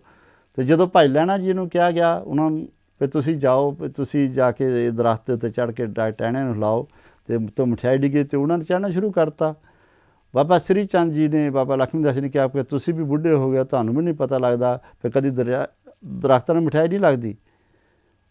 ਅਤੇ ਉਦੋਂ ਭਾਈ ਲਹਿਣਾ ਜੀ ਨੇ ਉਹਨਾਂ ਨੂੰ ਕਿਹਾ ਵੀ ਮਠਿਆਈ ਲੱਗੇ ਜਾਂ ਨਾ ਲੱਗੇ, ਇਸ ਚੀਜ਼ ਨਾਲ ਮੈਨੂੰ ਕੋਈ ਮਕਸਦ ਨਹੀਂ ਗਾ, ਇਸ ਚੀਜ਼ ਨਾਲ ਮੈਨੂੰ ਕੋਈ ਵਾਸਤਾ ਨਹੀਂ। ਮੇਰਾ ਵਾਸਤਾ ਸਿਰਫ ਇੰਨਾ ਹੈ ਵੀ ਮੈਂ ਆਪਣੇ ਗੁਰੂ ਦਾ ਹੁਕਮ ਮੰਨਣਾ, ਔਰ ਗੁਰੂ ਦਾ ਹੁਕਮ ਮੰਨਣਾ ਹੀ ਸੱਚੇ ਸੁੱਚੇ ਜਿਹੜਾ ਸਿੱਖ ਆ ਉਹਦੀ ਇੱਕ ਸੱਚੀ ਸੁੱਚੀ ਕਿਰਤ ਆ। ਭਾਈ ਲਹਿਣਾ ਜੀ ਦਰੱਖਤ 'ਤੇ ਚੜ੍ਹੇ, ਉਹਨਾਂ ਨੇ ਦਰੱਖਤ ਨੂੰ ਹਿਲਾਇਆ, ਮਠਿਆਈ ਡਿੱਗੀ, ਸੰਗਤਾਂ ਵਿੱਚ ਵਰਤਾਈ ਗਈ। ਇਸ ਤਰੀਕੇ ਦੇ ਬੜੇ ਹੀ ਕੌਤਕ ਹਨ ਜੋ ਗੁਰੂ ਸਾਹਿਬ ਨੇ ਕੀਤੇ, ਔਰ ਅਖੀਰਲੇ ਜਿਹੜੀ ਪਰਖ ਦੇ ਵਿੱਚ ਭਾਈ ਲਹਿਣਾ ਜੀ ਪਾਸ ਹੋਏ। ਹਰ ਸਮੇਂ ਉਹਨਾਂ ਨੇ ਗੁਰੂ ਦੇ ਹੁਕਮ ਨੂੰ ਮੰਨਣ ਦੀ ਕੋਸ਼ਿਸ਼ ਕੀਤੀ, ਗੁਰੂ ਦੇ ਹੁਕਮ 'ਤੇ ਚੱਲੇ। ਜਦੋਂ ਪਿੱਛੇ ਉਹਨਾਂ ਦੇ ਗੁਰੂ ਸਾਹਿਬ ਦੇ ਨਾਲ ਬਹੁਤ ਸਾਰੇ ਲੋਕ ਜਾ ਰਹੇ ਆ, ਗੁਰੂ ਸਾਹਿਬ ਪਿੱਛੇ ਪੈਸੇ ਸਿੱਟ ਰਹੇ ਆ, ਲੋਕ ਆਪਣੀਆਂ ਝੋਲੀਆਂ ਭਰ ਕੇ ਆਪਣੇ ਘਰਾਂ ਨੂੰ ਮੁੜੀ ਜਾ ਰਹੇ ਆ, ਸਾਰੇ ਕਿਸੇ ਨਾ ਕਿਸੇ ਤਰੀਕੇ ਨਾਲ। ਅਖੀਰ ਦੇ ਵਿੱਚ ਦੇਖਦੇ ਆ ਕਿ ਸਾਰੇ ਦੇ ਸਾਰੇ ਜਿਹੜੇ ਗੁਰੂ ਨਾਨਕ ਦੇਵ ਜੀ ਦੇ ਪਿੱਛੇ ਜਾ ਰਹੇ ਸਾਰੇ ਚੱਲ ਗਏ, ਦੌੜ ਗਏ। ਪਰ ਭਾਈ ਲਹਿਣਾ ਜੀ ਜਿਹੜੇ ਆ ਉਹ ਅੱਜ ਵੀ ਗੁਰੂ ਨਾਨਕ ਦੇਵ ਜੀ ਦੇ ਪਿੱਛੇ ਜਾ ਰਹੇ ਆ, ਗੁਰੂ ਨਾਨਕ ਦੇਵ ਜੀ ਦੇ ਨਾਲ ਜਾ ਰਹੇ ਆ। ਅਤੇ ਗੁਰੂ ਨਾਨਕ ਦੇਵ ਜੀ ਨੇ ਜਦੋਂ ਪਿੱਛਾ ਮੁੜ ਕੇ ਉਹਨਾਂ ਨੂੰ ਕਿਹਾ, ਭਾਈ ਲਹਿਣਾ ਜੀ ਤੁਸੀਂ ਨਹੀਂ ਗਏ, ਸਾਰੀ ਦੀ ਸਾਰੀ ਦੁਨੀਆ ਚੱਲ ਗਈ, ਸਾਰੇ ਦੇ ਸਾਰੇ ਲੋਕ ਚੱਲ ਗਏ, ਪਰ ਤੁਸੀਂ ਨਹੀਂ ਗਏ। ਅਤੇ ਭਾਈ ਲਹਿਣਾ ਜੀ ਨੇ ਕਿਹਾ ਕਿ ਮੇਰਾ ਹੋਰ ਕੋਈ ਹੈ ਹੀ ਨਹੀਂ ਜਿੱਥੇ ਮੈਂ ਜਾਵਾਂ, ਮੈਂ ਤਾਂ ਤੁਹਾਡੇ ਜੋਗਾ ਹਾਂ, ਤੁਹਾਡੇ ਹੁਕਮ ਦੇ ਵਿੱਚ ਹਾਂ, ਅਤੇ ਮੇਰਾ ਹੋਰ ਕੋਈ ਟਿਕਾਣਾ ਨਹੀਂ। तो गुरु नानक देव जी ने समझ लिया कि इस सिख के हिरदे दे विच जिहड़ी आ वो जगह बन चुकी आ, वो जगह जिहड़ी अकाल पुरख वाहिगुरू का प्रचार आने वाले समय कर सकी। वो सच्ची ते सुच्ची जिहड़ी किरत सीगी ਉਹਦੇ ਭਾਈਵਾਲ ਬਣੇ। ਇਸੇ ਤਰੀਕੇ ਨਾਲ ਗੱਦੀਆਂ ਚੱਲਦੀਆਂ ਰਹੀਆਂ, ਸਮੇਂ ਸਮੇਂ ਆਉਂਦੀਆਂ ਰਹੀਆਂ। ਗੁਰੂ ਅਰਜਨ ਦੇਵ ਜੀ ਪੰਜਵੇਂ ਗੁਰੂ ਸ੍ਰੀ ਗੁਰੂ ਗ੍ਰੰਥ ਸਾਹਿਬ ਜੀ ਉਹਨਾਂ ਨੇ ਬਣਾਏ, ਉਹਨਾਂ ਨੇ ਸਪੂਰਨ ਕੀਤੇ, ਉਹਨਾਂ ਨੇ ਲਿਖਵਾਏ। ਹਰਿਮੰਦਰ ਸਾਹਿਬ ਦਾ ਨੀਂਹ ਪੱਥਰ ਰੱਖਿਆ। ਪਰ ਜਦੋਂ ਲੋੜ ਪਈ ਜ਼ੁਲਮ ਨੂੰ ਖਤਮ ਕਰਨ ਲਈ, ਜ਼ੁਲਮ ਦੀ ਅਖੀਰ ਕਰਨ ਲਈ, ਤੇ ਤਤੀ ਤਵੀ ਦੇ ਉੱਤੇ ਜਾ ਕੇ ਉਹ ਗੁਰੂ ਬੈਠ ਗਏ। ਇਹ ਜਿਹੜੇ ਸਾਰੀ ਦੁਨੀਆ ਨੂੰ ਠੰਡ ਵਰਤਾਉਂਦੇ ਸੀ, ਪਰ ਅੱਜ ਉਹ ਗੁਰੂ ਆਪਣਾ ਅਕਾਲ ਪੁਰਖ ਵਾਹਿਗੁਰੂ ਦਾ ਭਾਣਾ ਮੰਨ ਕੇ ਉਸ ਅਕਾਲ ਪੁਰਖ ਵਾਹਿਗੁਰੂ ਵੱਲੋਂ ਜਿਹੜੀ ਉਹਨਾਂ ਦੀ ਕਿਰਤ ਲਾਈ ਗਈ ਸੀ ਦੁਨੀਆ ਦੇ ਵਿੱਚ ਕਿ ਦੁਨੀਆ ਨੂੰ ਠਾਰਨਾ ਹੈ, ਦੁਨੀਆ 'ਤੇ ਜਿਹੜਾ ਜ਼ੁਲਮ ਹੈ ਉਹਨੂੰ ਖਤਮ ਕਰਨਾ ਹੈ, ਉਹਦਾ ਨੀਂਹ ਪੱਥਰ ਰੱਖ ਰਹੇ ਅੱਜ ਜ਼ੁਲਮ ਨੂੰ ਖਤਮ ਕਰਨ ਵਾਸਤੇ। ਉਹ ਤਤੀ ਤਵੀ 'ਤੇ ਜਾ ਕੇ ਬੈਠ ਕੇ ਤਤੀ ਰੇਤਾ ਸਿਰ ਦੇ ਵਿੱਚ ਪਾ ਦਿੱਤੀ ਗਈ, ਦੇਗ ਦੇ ਵਿੱਚ ਉਬਲੇ ਗਏ, ਪਰ ਉਹਨਾਂ ਨੇ ਸੀ ਨਹੀਂ ਚਾਰੀ ਅਤੇ ਮੁੱਖ ਵਿੱਚੋਂ ਕੀ ਬੋਲਿਆ, ਤੇਰਾ ਕੀਆ ਮਿੱਠਾ ਲਾਗੇ। ਕਿਉਂਕਿ ਗੁਰੂ ਨਾਨਕ ਦੇਵ ਜੀ ਵੱਲੋਂ ਜਿਹੜੀ ਉਹਨਾਂ ਦੀ ਡਿਊਟੀ ਲਾਈ ਗਈ ਸੀ, ਜੋ ਅਕਾਲ ਪੁਰਖ ਵਾਹਿਗੁਰੂ ਵੱਲੋਂ ਜਿਹੜੀ ਉਹਨਾਂ ਨੇ ਡਿਊਟੀ ਲਾਈ ਸੀ, ਉਹਦੇ ਵਿੱਚ ਉਹਨਾਂ ਨੇ ਰਤੀ ਭਰ ਵੀ ਸ਼ਿਕਵਾ ਨਹੀਂ ਕੀਤਾ। ਉਹਦਾ ਭਾਣਾ ਜਿਹੜਾ ਹੈ ਮਿੱਠਾ ਕਰਕੇ ਮੰਨਿਆ, ਉਹਦਾ ਭਾਣਾ ਤੂੰ ਹੀ ਤੂੰ ਕਹਿ ਕੇ ਮੰਨਿਆ। ਉਹ ਉਹਨਾਂ ਨੇ ਸੱਚੀ ਅਤੇ ਸੁੱਚੀ ਕਿਰਤ ਜਿਹੜੀ ਸੀਗੀ ਉਹਨਾਂ ਨੇ ਕਰਕੇ ਦਿਖਾ ਲਈ। ਔਰ ਜਦੋਂ ਉਹ ਜ਼ੁਲਮ ਦੀ ਅਖੀਰ ਹੋ ਗਈ, ਜ਼ੁਲਮ ਸਿਰਿਆਂ 'ਤੇ ਜਾ ਕੇ ਜਦੋਂ ਖਤਮ ਹੋ ਗਿਆ, ਇਸ ਤੋਂ ਬਾਅਦ ਜ਼ੁਲਮ ਹੋ ਨਹੀਂ ਸਕਦਾ ਕਿ ਇੱਕ ਇਨਸਾਨ ਜਿਹੜਾ ਹੈ ਜਿਹਨੇ ਕਦੀ ਵੀ ਕਿਸੇ ਨੂੰ ਦੁੱਖ ਨਹੀਂ ਦਿੱਤਾ, ਕਦੀ ਵੀ ਕਿਸੇ ਨੂੰ ਬੁਰਾ ਨਹੀਂ ਬੋਲਿਆ, ਕਦੀ ਕਿਸੇ ਦਾ ਬੁਰਾ ਕੀਤਾ ਨਹੀਂ, ਕਦੀ ਕਿਸੇ ਦਾ ਬੁਰਾ ਸੋਚਿਆ ਨਹੀਂ, ਉਸ ਇਨਸਾਨ ਨੂੰ ਵੀ ਇਨਸਾਨੀ ਜੰਮ ਦੇ ਵਿੱਚ ਉਹਨਾਂ ਨੂੰ ਤਤੀ ਤਵੀ 'ਤੇ ਬਿਠਾਲ ਕੇ ਇੰਨੇ ਤਸੀਹੇ ਦਿੱਤੇ ਗਏ ਹੋਣ। ਇਹ ਜ਼ੁਲਮ ਦੀ ਪਾਪ ਦੀ ਅਖੀਰ ਸੀ। ਉਸ ਤੋਂ ਬਾਅਦ ਗੁਰੂ ਹਰਗੋਬਿੰਦ ਸਾਹਿਬ ਜੀ ਨੇ ਆਪਣਾ ਫਰਜ਼ ਅਦਾ ਕੀਤਾ, ਆਪਣੀ ਡਿਊਟੀ ਪੂਰੀ ਕੀਤੀ। ਜੋ ਉਹਨਾਂ ਦੀ ਡਿਊਟੀ ਅਕਾਲ ਪੁਰਖ ਵੱਲੋਂ ਲਾਈ ਗਈ ਸੀ, ਜੋ ਉਹਨਾਂ ਦੀ ਕਿਰਤ ਬਣਦੀ ਸੀ ਕਿ ਜਦੋਂ ਜ਼ੁਲਮ ਸਿਖਰਾਂ 'ਤੇ ਚੱਲ ਜਾਵੇ, ਜਦੋਂ ਜ਼ੁਲਮ ਦੀ ਅਖੀਰ ਹੋ ਜਾਵੇ ਅਤੇ ਤਲਵਾਰ ਚੱਕਣੀ ਜਿਹੜੀ ਆ ਉਹ ਜਾਇਜ਼ ਹੁੰਦੀ ਆ। ਤਾਂ ਹਰਗੋਬਿੰਦ ਸਾਹਿਬ ਜੀ ਨੇ ਉਹ ਸ੍ਰੀ ਸਾਹਿਬ ਨੂੰ ਚੱਕਿਆ, ਘੋੜ ਸਵਾਰ ਆਪਣੇ ਨਾਲ ਰੱਖੇ, ਯੁੱਧਾਂ ਦੀ ਪੂਰੀ ਤਿਆਰੀ ਕੀਤੀ। ਮੀਰੀ ਪੀਰੀ ਦੀਆਂ 2 ਤਲਵਾਰਾਂ ਜਿਹੜੀਆਂ ਉਹਨਾਂ ਨੇ ਪਹਿਨੀਆਂ। ਸ੍ਰੀ ਅਕਾਲ ਤਖਤ ਸਾਹਿਬ ਜਿਹੜੀ ਉਸ ਦੀ ਸਥਾਪਨਾ ਕੀਤੀ। ਦੁਨੀਆ 'ਤੇ ਲੱਖਾਂ ਕਰੋੜਾਂ ਤਖਤ ਹੋ ਸਕਦੇ ਆ, ਪਰ ਅਕਾਲ ਤਖਤ ਸਾਹਿਬ ਜਿਹੜਾ ਆ ਉਹ ਦੁਨੀਆ ਦੇ ਉੱਤੇ ਇੱਕੋ ਹੀ ਆ, ਤਾਂ ਉਹ ਇੱਕੋ ਹੀ ਰਹੇਗਾ। ਉਹ 2 ਅਕਾਲ ਤਖਤ ਸਾਹਿਬ ਨਹੀਂ ਹੋ ਸਕਦੇ। ਉਸ ਦੀ ਉਹਨਾਂ ਨੇ ਸਥਾਪਨਾ ਕੀਤੀ, ਜਿਹੜੇ ਅੱਜ ਸਾਡੇ ਕੋਲ ਸ਼ੋਭਤ ਆ ਹਰਿਮੰਦਰ ਸਾਹਿਬ ਦੇ ਨਾਲ। ਸੋ ਗੁਰੂ ਹਰਗੋਬਿੰਦ ਸਾਹਿਬ ਜੀ ਨੇ ਆਪਣੀ ਜਿਹੜੀ ਆ ਡਿਊਟੀ ਪੂਰੀ ਕੀਤੀ। ਔਰ ਜਿਹੜਾ ਮੁਗਲ ਰਾਜ ਸੀਗਾ, ਜਿਹੜਾ ਉਸ ਸਮੇਂ ਦੇ ਰਾਜੇ ਸੀਗੇ, ਉਹਨਾਂ ਨੂੰ ਉਹਦੀਆਂ ਸਜ਼ਾਵਾਂ ਦਿੱਤੀਆਂ। ਉਸ ਤੋਂ ਬਾਅਦ ਜਦੋਂ ਉਹਨਾਂ ਦੀ ਇੱਕ ਹੋਰ ਡਿਊਟੀ ਬਣੀ ਕਿ ਉਹਨਾਂ ਨੂੰ ਗਵਾਲੀਅਰ ਦੇ ਕਿਲ੍ਹੇ ਵਿੱਚ ਕੈਦ ਕੀਤਾ ਹੋਇਆ ਸੀ, ਅਤੇ ਉਹਨਾਂ ਨੂੰ ਜਦੋਂ ਬਾਹਰ ਜਾਣ ਲਈ ਕਿਹਾ ਵੀ ਤੁਸੀਂ ਕਿਰਪਾ ਕਰਕੇ ਤੁਹਾਨੂੰ ਅਸੀਂ ਯਾਦ ਕਰਦੇ ਹਾਂ, ਤੁਸੀਂ ਬਾਹਰ ਚਲ ਜਾਓ। ਉੱਥੇ ਵੀ ਦੇਖੋ ਗੁਰੂ ਨਾਨਕ ਦੇਵ ਜੀ ਦਾ ਦਰਬਾਰ ਦਾ ਕਿੱਡੀ ਬਖਸ਼ਿਸ਼ ਆ, ਕਿੱਡੀ ਮਿਹਰ ਆ। ਹਰਗੋਬਿੰਦ ਸਾਹਿਬ ਜੀ ਨੇ ਕਿਹਾ ਮੈਂ ਬਾਹਰ ਜ਼ਰੂਰ ਜਾਵਾਂਗਾ, ਪਰ ਜਿਹੜੇ ਵੀ ਇੱਥੇ ਕੈਦੀ ਮੇਰੇ ਨਾਲ ਹਨ ਕੈਦ ਵਿੱਚ, ਜਿਨ੍ਹਾਂ ਨੂੰ ਤੁਸੀਂ ਨਜਾਇਜ਼ ਤੌਰ ਦੇ ਉੱਤੇ ਰੱਖਿਆ ਹੈ, ਇਹਨਾਂ ਨੂੰ ਰਿਹਾ ਕੀਤਾ ਜਾਵੇ। ਭਾਵੇਂ ਉਹ ਸਾਰੇ ਦੇ ਸਾਰੇ ਜਿਹੜੇ ਸੀਗੇ, ਕੋਈ ਮੁਸਲਮਾਨ ਸੀਗੇ, ਕੋਈ ਹਿੰਦੂ ਰਾਜੇ ਸੀਗੇ, ਜੋ ਕੋਈ ਪਠਾਨ ਸੀਗੇ, ਜਾਂ ਹੋਰ ਕਿਸੇ ਵੀ ਧਰਮ ਨਾਲ ਬਿਲੋਂਗ ਕਰਦੇ ਹੋਣਗੇ, ਉਹਨਾਂ ਨਾਲ ਗੁਰੂ ਹਰਗੋਬਿੰਦ ਸਾਹਿਬ ਦੀ ਕੋਈ ਰਿਸ਼ਤੇਦਾਰੀ ਨਹੀਂ ਸੀਗੀ, ਉਹ ਕੋਈ ਗੁਰਸਿੱਖ ਨਹੀਂ ਸੀਗੇ। ਪਰ ਗੁਰੂ ਹਰਗੋਬਿੰਦ ਸਾਹਿਬ ਜੀ ਨੇ ਇੱਕ ਸੱਚੀ ਅਤੇ ਸੁੱਚੀ ਕਿਰਤ ਜਿਹੜੀ ਇੱਕ ਸਿੱਖ ਦੀ ਸੀ, ਜਿਹੜੀ ਗੁਰੂ ਨਾਨਕ ਦੇਵ ਜੀ ਨੇ ਉਹਨਾਂ ਦੀ ਝੋਲੀ ਵਿੱਚ ਪਾਈ ਸੀ, ਉਹਨੂੰ ਦਰਸਾਉਣ ਵਾਸਤੇ ਉਹਨਾਂ ਨੇ ਇਹ ਕਿਹਾ ਕਿ ਮੈਂ ਤਾਂ ਬਾਹਰ ਜਾਵਾਂਗਾ, ਮੇਰੀ ਇੱਕ ਸ਼ਰਤ ਹੈ, ਜਿੰਨੇ ਵੀ ਇੱਥੇ ਦੇ ਰਾਜੇ ਜਿਨ੍ਹਾਂ ਨੂੰ ਤੁਸੀਂ ਕੈਦੀ ਬਣਾ ਕੇ ਰੱਖਿਆ ਹੈ, ਉਹ ਮੇਰੇ ਨਾਲ ਬਾਹਰ ਜਾਣਗੇ। ਇਹ ਉਹਨਾਂ ਨੇ ਇੱਕ ਪਰਖ ਦਿੱਤੀ ਹੈ ਇੱਕ ਸੱਚੇ ਅਤੇ ਸੁੱਚੇ ਗੁਰਸਿੱਖ ਦੀ। ਇਹ ਗੁਰੂ ਹਰਗੋਬਿੰਦ ਸਾਹਿਬ ਜੀ ਨੇ ਉੱਥੇ ਕੋਈ ਨੌਕਰੀ ਨਹੀਂ ਕੀਤੀ, ਪਰ ਉਸ ਸਮੇਂ ਗੁਰੂ ਹਰਗੋਬਿੰਦ ਸਾਹਿਬ ਜੀ ਦਾ ਇਹ ਫਰਜ਼ ਬਣਦਾ ਸੀ, ਇਹ ਸੱਚੀ ਅਤੇ ਸੁੱਚੀ ਉਹਨਾਂ ਦੀ ਕਿਰਤ ਸੀ, ਇਹ ਸਿੱਖੀ ਦਾ ਇੱਕ ਅਸੂਲ ਸੀ, ਜਿਹੜਾ ਉਹਨਾਂ ਨੇ ਪੂਰਾ ਕੀਤਾ, ਉਹ ਕਰਕੇ ਦਿਖਾ ਲਿਆ। ਗੁਰੂ ਹਰਕ੍ਰਿਸ਼ਨ ਜੀ ਜਿਹੜੀ 8ਵੀਂ ਜੋਤ ਹੋਇਆ, ਜਿਹਦੀ ਬਹੁਤ ਛੋਟੀ ਉਮਰ ਆ, ਔਰ ਛੋਟੀ ਉਮਰ ਦੇ ਵਿੱਚ ਉਹ ਜਿਹੜੇ ਬ੍ਰਾਹਮਣ ਆ, ਜਿਨ੍ਹਾਂ ਨੇ ਬੜੇ ਵੇਦ ਪੜ੍ਹੇ ਆ, ਬੜੇ ਗ੍ਰੰਥ ਪੜ੍ਹੇ ਆ, ਉਹਨਾਂ ਗ੍ਰੰਥਾਂ ਦਾ ਬੜਾ ਬੋਧ ਆ, ਉਹਨਾਂ ਨੂੰ ਗ੍ਰੰਥਾਂ ਦਾ ਬੜਾ ਗਿਆਨ ਆ ਉਹਨਾਂ ਨੂੰ, ਔਰ ਬੜਾ ਮਾਣ ਆ, ਹੰਕਾਰ ਆ। ਗੁਰੂ ਹਰਕ੍ਰਿਸ਼ਨ ਜੀ ਨੂੰ ਘੇਰ ਕੇ ਖੜ੍ਹ ਗਏ ਵੀ ਤੁਸੀਂ ਕਿਸ ਤਰੀਕੇ ਨਾਲ ਗੁਰੂ ਨਹੀਂ ਬਣ ਸਕਦੇ, ਤੁਹਾਡੀ ਉਮਰ ਬਹੁਤ ਛੋਟੀ ਆ, ਤੁਸੀਂ ਪੜ੍ਹਿਆ ਕੁਛ ਨਹੀਂ, ਨਾ ਤੁਹਾਡਾ ਬੜਾ ਵੱਡਾ ਰੱਖਿਆ ਤੁਸੀਂ ਗੁਰੂ ਹਰਕ੍ਰਿਸ਼ਨ ਸਾਹਿਬ ਜੀ, ਪਰ ਅਸੀਂ ਤੁਹਾਨੂੰ ਨਹੀਂ ਮੰਨਦੇ, ਅਸੀਂ ਤੁਹਾਨੂੰ ਗੁਰੂ ਨਹੀਂ ਮੰਨਦੇ। ਜੇ ਅਗਰ ਤੁਹਾਡੇ ਕੋਲ ਕਿਸੇ ਕਿਸਮ ਦੀ ਵੀ ਕੋਈ ਸ਼ਕਤੀ ਹੈਗੀ ਆ ਜਾਂ ਕਿਸੇ ਕਿਸਮ ਦਾ ਗੁਰੂ ਨਾਨਕ ਦੇਵ ਜੀ ਤੁਹਾਡੇ ਉੱਤੇ ਕਿਰਪਾ ਹੈਗੀ ਆ, ਮਿਹਰ ਹੈਗੀ ਆ, ਅਤੇ ਕਮ ਸੇ ਕਮ ਸਾਨੂੰ ਗੀਤਾ ਦੇ ਅਰਥ ਕਰਕੇ ਦੱਸ ਦਿਓ ਜੋ ਭਗਵਾਨ ਕ੍ਰਿਸ਼ਨ ਜੀ ਨੇ ਗੀਤਾ ਲਿਖੀ ਹੈ। ਤਾਂ ਗੁਰੂ ਸਾਹਿਬ ਨੇ ਬੇਨਤੀ ਕੀਤੀ ਵੀ ਜੇ ਮੈਂ ਅਰਥ ਕੀਤੇ ਸ਼ਾਇਦ ਤੁਸੀਂ ਸਮਝਾਂ ਪਏ ਗੁਰੂ ਬਣਿਆ ਤਾਂ ਕਰਕੇ ਇਹਨੇ ਅਰਥ ਕਰਤੇ ਪਏ। ਉਹਨਾਂ ਨੇ ਕਿਹਾ ਵੀ ਜਿਹੜਾ ਵੀ ਤੁਸੀਂ ਕੋਈ ਬੰਦਾ ਲੈ ਆਓ ਉਹ ਤਾਂ ਅਸੀਂ ਉਹਦੇ ਕੋਲੋਂ ਗੀਤਾ ਦੇ ਅਰਥ ਕਰਾ ਦਿੰਦੇ ਹਾਂ। ਉਸ ਸਮੇਂ ਦੇ ਜਿਹੜੇ ਬ੍ਰਾਹਮਣ ਸੀਗੇ ਬੜੇ ਸ਼ੈਤਾਨ ਸੀਗੇ, ਉਹਨਾਂ ਨੇ ਬਾਹਰ ਕਿਤੇ ਪਿੰਡਾਂ ਵਿੱਚ ਜਾ ਕੇ ਐਸਾ ਇਨਸਾਨ ਨੂੰ ਢੂੰਡ ਕੇ ਲਿਆਂਦਾ ਜਿਹੜਾ ਕਦੀ ਆਪਣੀ ਜ਼ਿੰਦਗੀ 'ਚ ਨਾ ਕਦੀ ਬੋਲਿਆ ਸੀਗਾ ਨਾ ਉਹਨੂੰ ਸੁਣਦਾ ਸੀ, ਗੂੰਗਾ ਸੀ ਜੀ, ਜਨਮ ਤੋਂ ਗੂੰਗਾ ਸੀ, ਜਨਮ ਤੋਂ ਬੋਲਾ ਸੀ, ਤਾਂ ਕਿ ਉਹ ਕਦੀ ਗੱਲ ਹੀ ਨਾ ਕਰ ਸਕੇ। ਜਦੋਂ ਸ੍ਰੀ ਗੁਰੂ ਹਰਕ੍ਰਿਸ਼ਨ ਜੀ ਸਾਹਿਬ ਜੀ ਦੇ ਚਰਨਾਂ ਦੇ ਵਿੱਚ ਆਇਆ, ਉਹਦੇ ਨਹਾ ਧੋ ਕੇ ਚੰਗੇ ਵਸਤਰ ਪਾਏ ਗਏ, ਗੁਰੂ ਹਰਕ੍ਰਿਸ਼ਨ ਜੀ ਨੇ ਉਹਦੇ 'ਤੇ ਅਕਾਲ ਪੁਰਖ ਵਾਹਿਗੁਰੂ ਵੱਲੋਂ ਨਿਗਾਹ ਕੀਤੀ ਅਤੇ ਉਹ ਗੂੰਗਾ ਜਿਹੜਾ ਆ ਉਹ ਗੀਤਾ ਦੇ ਅਰਥ ਕਰਕੇ ਉਹਨਾਂ ਨੂੰ ਦੱਸਣ ਲੱਗ ਪਿਆ। ਤੋ ਇਸ ਸਮੇਂ ਗੁਰੂ ਹਰਕ੍ਰਿਸ਼ਨ ਜੀ ਨੇ ਆਪਣਾ ਜਿਹੜਾ ਫਰਜ਼ ਹੈ ਇੱਕ ਗੁਰੂ ਹੋਣ ਦੇ ਨਾਤੇ ਉਹ ਪੂਰਨ ਕੀਤਾ। ਉਹਨਾਂ ਬ੍ਰਾਹਮਣਾਂ ਦਾ ਜਿਹੜਾ ਹੰਕਾਰ ਤੋੜਨਾ ਸੀ, ਇਹ ਵੀ ਉਹਨਾਂ ਦੇ ਹਿੱਸੇ ਆਇਆ। ਇਹ ਉਹਨਾਂ ਦੀ ਸੱਚੀ ਅਤੇ ਸੁੱਚੀ ਕਿਰਤ ਦਾ ਇੱਕ ਹਿੱਸਾ ਸੀਗਾ, ਜਿਹੜਾ ਉਹਨਾਂ ਬ੍ਰਾਹਮਣਾਂ ਦਾ ਹੰਕਾਰ ਤੋੜਨਾ ਸੀਗਾ। ਉਹਨਾਂ ਨੂੰ ਦੱਸਣਾ ਸੀਗਾ ਵੀ ਜਿਹੜਾ ਗੁਰੂ ਆ ਉਹਦੇ ਕੋਲ ਬੜੀ ਤਾਕਤ ਹੁੰਦੀ ਆ, ਅਕਾਲ ਪੁਰਖ ਵਾਹਿਗੁਰੂ ਜਿਹ 'ਤੇ ਕਿਰਪਾ ਕਰ ਦੇਵੇ ਅਤੇ ਕਰ ਦੇਵੇ, ਉਹਦੇ ਮੂਹਰੇ ਕੋਈ ਵੀ ਜਿਹੜਾ ਖੜ੍ਹ ਨਹੀਂ ਸਕਦਾ, ਉਹਦੇ ਮੂਹਰੇ ਕੋਈ ਵੀ ਮੁਸ਼ਕਿਲ ਨਹੀਂ ਆ ਸਕਦੀ, ਉਹਦੇ ਮੂਹਰੇ ਕੋਈ ਵੀ ਐਸੀ ਪ੍ਰੋਬਲਮ ਨਹੀਂ ਖੜ੍ਹੀ ਹੋ ਸਕਦੀ ਜਿਹਦਾ ਉਹ ਹੱਲ ਨਾ ਕਰ ਸਕਦਾ ਹੋਵੇ। ਗੁਰੂ ਤੇਗ ਬਹਾਦਰ ਜੀ ਦੀ ਵਾਰੀ ਆਈ। ਗੁਰੂ ਤੇਗ ਬਹਾਦਰ ਜੀ ਨੇ ਹਿੰਦੁਸਤਾਨ ਦੇ ਵਿੱਚ ਜਿਹੜਾ ਜ਼ੁਲਮ ਹੁੰਦਾ ਸੀ, ਪਾਪ ਹੁੰਦਾ ਸੀ, ਉਹਨੂੰ ਖਤਮ ਕਰਨ ਲਈ ਆਪਣਾ ਜਿਹੜਾ ਸੀਸ ਬਲੀਦਾਨ ਕੀਤਾ। ਔਰ ਉਹ ਸੀਸ ਬਲੀਦਾਨ ਜਿਹੜਾ ਕਰਨ ਪਿੱਛੇ ਉਹਨਾਂ ਦਾ ਆਪਣਾ ਹੋਰ ਕੋਈ ਮਕਸਦ ਨਹੀਂ ਸੀਗਾ। ਉਹਨਾਂ ਦਾ ਸਿਰਫ ਇੰਨਾ ਮਕਸਦ ਸੀਗਾ ਕਿ ਉਹਨਾਂ ਨੇ ਗੁਰੂ ਨਾਨਕ ਦੇਵ ਜੀ ਵੱਲੋਂ ਜਿਹੜਾ ਮਿਸ਼ਨ ਚਲਾਇਆ ਸਿੱਖੀ ਦਾ, ਉਹਦੇ ਵਿੱਚ ਜਿਹੜਾ ਕਿਰਤ ਦਾ ਸ਼ਬਦ ਆਉਂਦਾ ਹੈ, ਉਸ ਕਿਰਤ ਨੂੰ ਪੂਰਾ ਕਰਨਾ ਸੀ। ਇੱਕ ਗੁਰੂ ਦੀ ਕਿਰਤ ਹੈ ਕਿ ਕਿਤੇ ਵੀ ਕੋਈ ਵੀ ਦੁਖੀਆ ਉਹਨਾਂ ਦੇ ਦੁਆਰੇ ਦੇ ਉੱਤੇ ਆਉਂਦਾ ਆ, ਉਸ ਦੁਖੀਏ ਦੀ ਪੁਕਾਰ ਸੁਣਨੀ ਔਰ ਉਹਦਾ ਹੱਲ ਕਰਨਾ, ਇਹ ਗੁਰੂ ਦੀ ਕਿਰਤ ਵਿੱਚ ਆਉਂਦਾ ਹੈ।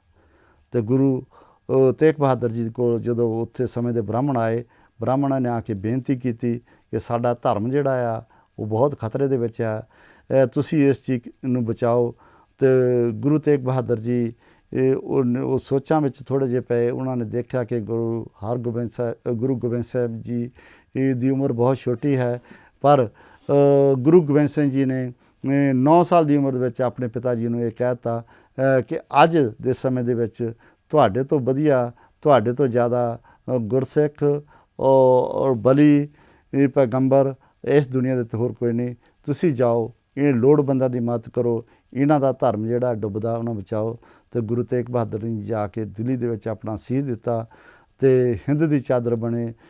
ਕਹਿਣ ਨੂੰ ਤਾਂ ਉਹ ਦੁਨੀਆ ਦੀ ਚਾਦਰ ਬਣ ਗਏ, ਕਿਉਂਕਿ ਜਿਨ੍ਹਾਂ ਨੇ ਉਸ ਸਮੇਂ ਦਾ ਜਿਹੜਾ ਰਾਜ ਸੀਗਾ ਮੁਗਲਾਂ ਦਾ ਰਾਜ, ਉਹਨੂੰ ਖਤਮ ਕਰਨ ਲਈ ਅਖੀਰ ਦੇ ਆਪਣਾ ਜਿਹੜਾ ਉਹ ਸੀਸ ਦਿੱਤਾ। ਅਖੀਰ ਦੇ ਵਿੱਚ ਗੁਰੂ ਗੋਬਿੰਦ ਸਿੰਘ ਜੀ ਮਹਾਰਾਜ ਨੇ ਬਚਪਨ ਤੋਂ ਲਾ ਕੇ 42 ਸਾਲ ਦੀ ਉਮਰ ਤੱਕ ਨਾ ਜਾਣੇ ਕਿੰਨੀਆਂ ਜੰਗਾਂ ਲੜੀਆਂ, ਕਿੰਨੇ ਦੁੱਖ ਸਹੇ, ਕਿੰਨੀਆਂ ਔਕੜਾਂ ਦੇ ਵਿੱਚੋਂ ਉਹਨਾਂ ਨੂੰ ਲੰਘਣਾ ਪਿਆ, ਪਰ ਉਹਨਾਂ ਨੇ ਸੀ ਤੱਕ ਨਾ ਉਚਾਰੀ, ਸਿਰਫ ਸਾਨੂੰ ਸਮਝਾਉਣ ਵਾਸਤੇ। ਹਾਲਾਂਕਿ ਉਹ ਤਾਂ ਪੂਰਨ ਸੀਗੇ, ਉਹਨਾਂ ਵਿੱਚ ਕੋਈ ਕਮੀ ਨਹੀਂ ਸੀ, ਉਹ ਜੋ ਚਾਹੁੰਦੇ ਉਹ ਕਰ ਸਕਦੇ ਸੀ, ਉਹਨਾਂ ਨੂੰ ਕਿਤੇ ਜਾਣ ਦੀ ਲੋੜ ਵੀ ਨਹੀਂ ਸੀ। ਪਰ ਉਹਨਾਂ ਨੇ ਜੋ ਕੁਛ ਵੀ ਕੀਤਾ ਕਰਕੇ ਦਿਖਾ ਲਿਆ ਸਾਨੂੰ। ਉਹਨਾਂ ਨੇ ਇੱਕ ਬਚਪਨ ਦੇ ਵਿੱਚ ਇੱਕ ਅੱਛਾ ਬੱਚਾ ਹੋਣ ਦਾ ਰੋਲ ਅਦਾ ਕੀਤਾ, ਬਾਅਦ ਦੇ ਵਿੱਚ ਇੱਕ ਚੰਗਾ ਪਿਤਾ ਹੋਣ ਦਾ ਰੋਲ ਅਦਾ ਕੀਤਾ, ਉਹਨਾਂ ਨੇ ਇੱਕ ਚੰਗੇ ਗੁਰੂ ਹੋਣ ਦਾ ਰੋਲ ਅਦਾ ਕੀਤਾ। ਅਖੀਰ ਦੇ ਵਿੱਚ ਉਹਨਾਂ ਨੇ ਆਪਣੇ 4 ਸਾਹਿਬਜ਼ਾਦੇ ਵਾਰ ਕੇ ਅਤੇ ਕਹਿ ਦਿੱਤਾ, ਇਨ ਪੁੱਤਰਨ ਕੀ ਸੀਸ ਪਰ ਵਾਰ ਦੀਏ ਸੁਤ ਚਾਰ, ਕਿ ਇਹ ਜਿਹੜੇ ਸਾਡੇ ਵੱਲ ਨੂੰ ਹੱਥ ਕਰਕੇ ਉਹਨਾਂ ਨੇ ਕਹਿ ਦਿੱਤਾ ਕਿ ਇਹ ਜਿਹੜੇ ਸਾਰੀ ਦੀ ਸਾਰੀ ਦੁਨੀਆ, ਉੱਥੇ ਉਹਨਾਂ ਨੇ ਇਹ ਨਹੀਂ ਉਂਗਲ ਕਰਕੇ ਨਹੀਂ ਕਿਹਾ ਕਿ ਇਹ ਜਾਂ ਉਹ, ਉਹਨਾਂ ਨੇ ਸਾਰਿਆਂ ਵੱਲੋਂ ਹੱਥ ਕਰਕੇ ਗਿਆ। ਅਸੀਂ ਸਾਰੇ ਉੱਥੇ ਕਿਸੇ ਤਰੀਕੇ ਨਾਲ ਵੀ ਬੈਠੇ ਸੀਗੇ, ਉਹਨਾਂ ਦੇ ਵਿੱਚ ਸਾਨੂੰ ਸਾਰਿਆਂ ਨੂੰ ਉਹਨਾਂ ਨੇ ਆਪਣੇ ਪੁੱਤਰ ਕਹਿ ਕੇ ਸੰਬੋਧਨ ਕੀਤਾ, ਪਰ ਅਸੀਂ ਉਸ ਪੁੱਤਰ ਬਣ ਤੋਂ ਕੁਪੁੱਤਰ ਬਣਦੇ ਜਾ ਰਹੇ ਹਾਂ। ਜਿਹੜੇ ਮੇਰੇ ਵੀਰ ਗੁਰਸਿੱਖੀ ਤੋਂ ਕਿਸੇ ਨਾ ਕਿਸੇ ਤਰੀਕੇ ਨਾਲ ਦੂਰ ਜਾ ਰਿਹਾ, ਕੋਸ਼ਿਸ਼ ਕਰੋ ਕਿ ਗੁਰੂ ਗੋਬਿੰਦ ਸਿੰਘ ਜੀ ਦੇ ਉਹਨਾਂ ਬੋਲਾਂ ਨੂੰ, ਕਿਉਂਕਿ ਗੁਰੂ ਨੇ ਤਾਂ ਆਪਣਾ ਫਰਜ਼ ਜਿਹੜਾ ਅਦਾ ਕਰਤਾ ਹੈ। ਜੇ ਕਮੀ ਆ ਰਹੀ ਤਾਂ ਸਾਡੇ ਵਿੱਚ ਆ ਰਹੀ ਹੈ। ਅਸੀਂ ਕਪੁੱਤ ਬਣਦੇ ਜਾ ਰਹੇ ਹਾਂ, ਅਸੀਂ ਪੁੱਤ ਨਹੀਂ ਬਣਦੇ, ਅਸੀਂ ਪੁੱਤ ਬਣੀਏ। ਗੁਰੂ ਗੋਬਿੰਦ ਸਿੰਘ ਜੀ ਨੇ ਅਖੀਰ ਦੇ ਵਿੱਚ ਸਾਨੂੰ ਸ੍ਰੀ ਗੁਰੂ ਗ੍ਰੰਥ ਸਾਹਿਬ ਸ਼ਬਦ ਗੁਰੂ, ਉਹ ਗੁਰੂ ਸੀ ਜੋ ਸ੍ਰੀ ਗੁਰੂ ਨਾਨਕ ਦੇਵ ਜੀ ਜਿਹੜਾ ਸ਼ਬਦ ਲੈ ਕੇ ਆਏ ਸੀਗੇ ਅਕਾਲ ਪੁਰਖ ਵਾਹਿਗੁਰੂ ਵੱਲੋਂ, ਉਸੇ ਸ਼ਬਦ ਗੁਰੂ ਸ੍ਰੀ ਗੁਰੂ ਗ੍ਰੰਥ ਸਾਹਿਬ ਦੇ ਰੂਪ ਵਿੱਚ ਸਾਨੂੰ ਉਹਨਾਂ ਨੇ ਬਖਸ਼ਿਸ਼ ਕੀਤਾ, ਸਾਨੂੰ ਸ੍ਰੀ ਗੁਰੂ ਗ੍ਰੰਥ ਸਾਹਿਬ ਜੀ ਦੇ ਲੜ ਲਾਇਆ। ਔਰ ਸ੍ਰੀ ਗੁਰੂ ਗ੍ਰੰਥ ਸਾਹਿਬ ਜੀ ਵਰਗਾ ਗ੍ਰੰਥ ਗੁਰੂ ਧੁਰ ਕੀ ਬਾਣੀ ਜਿਹੜੀ ਆ ਹੋਰ ਕਿਤੇ ਵੀ ਨਹੀਂ, ਹੋਰ ਕੋਈ ਪੋਥੀਆਂ ਜਿਹੜੀਆਂ ਆ ਸ੍ਰੀ ਗੁਰੂ ਗ੍ਰੰਥ ਸਾਹਿਬ ਦੇ ਬਰਾਬਰ ਨਹੀਂ ਰੱਖੀਆਂ ਜਾ ਸਕਦੀਆਂ, ਉਹਦੀ ਬਰਾਬਰਤਾ ਨਹੀਂ ਕਰ ਸਕਦੀਆਂ। ਕਈ ਮੇਰੇ ਵੀਰ ਕਿਸੇ ਸਮੇਂ ਭੁੱਲਰ ਲੋਕ ਜਿਹੜੇ ਆ ਉਹ ਸ੍ਰੀ ਗੁਰੂ ਗ੍ਰੰਥ ਸਾਹਿਬ ਦੇ ਬਰਾਬਰ ਹੋਰ ਪੋਥੀਆਂ ਰੱਖ ਕੇ ਗੁਰੂ ਗ੍ਰੰਥ ਸਾਹਿਬ ਨੂੰ ਦੀ ਨਿਰਾਦਰੀ ਕਰਦੇ ਆ। ਗੁਰੂ ਗ੍ਰੰਥ ਸਾਹਿਬ ਦਾ ਜਿਹੜਾ ਸਤਿਕਾਰ ਪੂਰਾ ਨਹੀਂ ਕਰਦੇ। ਅਗਰ ਅਸੀਂ ਗੁਰੂ ਗ੍ਰੰਥ ਸਾਹਿਬ ਜੀ ਦਾ ਪੂਰਾ ਸਤਿਕਾਰ ਕਰਨਾ ਚਾਹੁੰਦੇ ਹਾਂ ਜਾਂ ਕਰਾਂਗੇ ਐਜ਼ ਏ ਗੁਰਸਿੱਖ, ਅਤੇ ਸਾਨੂੰ ਸ੍ਰੀ ਗੁਰੂ ਗ੍ਰੰਥ ਸਾਹਿਬ ਦੇ ਬਰਾਬਰ ਹੋਰ ਕਿਸੇ ਵੀ ਪੋਥੀ ਦਾ ਪ੍ਰਕਾਸ਼ ਨਹੀਂ ਕਰਨਾ ਚਾਹੀਦਾ। ਸਾਨੂੰ ਗੁਰੂ ਗ੍ਰੰਥ ਸਾਹਿਬ ਨੂੰ ਹੀ ਪੂਰਨ ਗੁਰੂ ਮੰਨਣਾ ਚਾਹੀਦਾ ਹੈ। ਉਹਨਾਂ ਦੀ ਬਾਣੀ ਪੜ੍ਹਨੀ ਚਾਹੀਦੀ ਹੈ, ਬਾਣੀ ਦੇ ਹੁਕਮਾਂ ਦੇ ਉੱਤੇ ਚੱਲਣਾ ਚਾਹੀਦਾ ਹੈ, ਤਾਂ ਕਿ ਇਹ ਸਾਡੀ ਜਿਹੜੀ ਕਿਰਤ ਬਣਦੀ ਹੈ ਐਜ ਏ ਸਿੱਖ, ਅਸੀਂ ਉਹ ਆਪਣੀ ਕਿਰਤ ਵਿੱਚ ਪੂਰੇ ਹੋ ਸਕੀਏ, ਗੁਰੂ ਸਾਹਿਬ ਦੀਆਂ ਖੁਸ਼ੀਆਂ ਸਾਡੀਆਂ ਸਾਨੂੰ ਪ੍ਰਾਪਤ ਹੋ ਸਕਣ। ਅਤੇ ਅਸੀਂ ਅਖੀਰ ਦੇ ਵਿੱਚ ਜਿਹੜੇ ਮੇਰੇ ਵੀਰ ਸੰਗਤ ਟੀਵੀ ਦਾ ਇਸ ਵੇਲੇ ਪ੍ਰੋਗਰਾਮ ਦੇਖ ਰਹੇ ਹਨ, ਉਹਨਾਂ ਨੂੰ ਬੇਨਤੀ ਕਰਦੇ ਹਾਂ ਕਿ ਸੱਚੇ ਸੁੱਚੇ ਗੁਰਸਿੱਖ ਬਣਨ ਦੀ ਕੋਸ਼ਿਸ਼ ਕਰੀਏ। ਅਸੀਂ ਸਾਰੇ ਹੀ ਭੁੱਲਣਹਾਰ ਹਾਂ, ਸਾਡੇ ਕੋਲ ਸਾਰਿਆਂ ਕੋਲ ਗਲਤੀਆਂ ਹੋ ਜਾਂਦੀਆਂ ਹਨ। ਗੁਰੂ ਮਹਾਰਾਜ ਬਖਸ਼ਿਸ਼ ਕਰਨ। ਆਪ ਜੀ ਨੂੰ ਕੁਛ ਅਲਫਾਜ਼ ਚੰਗੇ ਲੱਗਣ ਤਾਂ ਜ਼ਰੂਰ ਸਮਝਣ ਦੀ ਕੋਸ਼ਿਸ਼ ਕਰਨਾ, ਕੁਝ ਨਾ ਚੰਗੇ ਲੱਗਣ ਜੋ ਦਾਸ ਦੀ ਝੋਲੀ ਵਿੱਚ ਪਾ ਦੇਣੇ। ਇਹ ਪ੍ਰੋਗਰਾਮ ਇਸੇ ਤਰੀਕੇ ਨਾਲ ਆਪ ਹਰ ਐਤਵਾਰ ਨੂੰ ਯੂਰਪ ਟਾਈਮ 7 ਤੋਂ 8 ਵਜੇ ਤੱਕ ਸੰਗਤ ਟੀਵੀ ਦੇ ਸਟੂਡੀਓ ਤੋਂ ਦੇਖੋਗੇ। ਭੁੱਲਾਂ ਚੁੱਕਾਂ ਦੀ ਖਿਮਾ। ਵਾਹਿਗੁਰੂ ਜੀ ਕਾ ਖਾਲਸਾ, ਵਾਹਿਗੁਰੂ ਜੀ ਕੀ ਫਤਿਹ।